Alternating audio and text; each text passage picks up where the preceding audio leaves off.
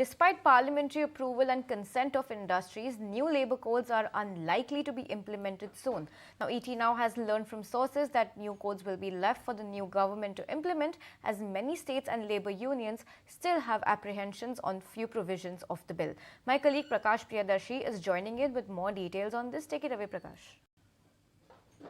So the government is likely to postpone implementation of new labour law reforms yet again. Sources are informing that the implementation of new labour codes may be deferred till a general election next year.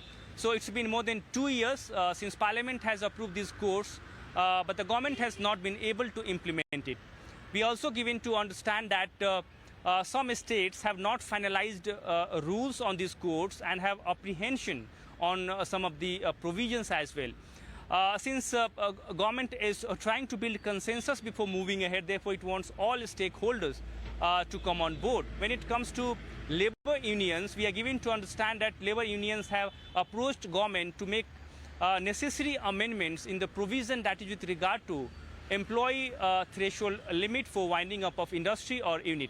As you are aware that government has increased employee threshold limit from existing 100 to 300 through industrial relation code, and for that government permission is not required to shut down industry, and it is one of the big bone of contention between government and labour unions.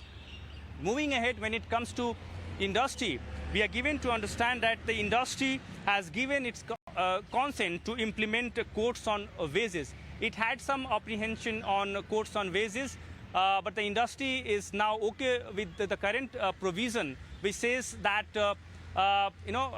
allowances should be capped at 50% of the overall salary. If you look at the data, so far 26 states and union territories have framed rules on OSH code, 28 states and UTs have framed rules on industrial code, 30 on codes on wages, and 28 states have framed rules on social security code so far.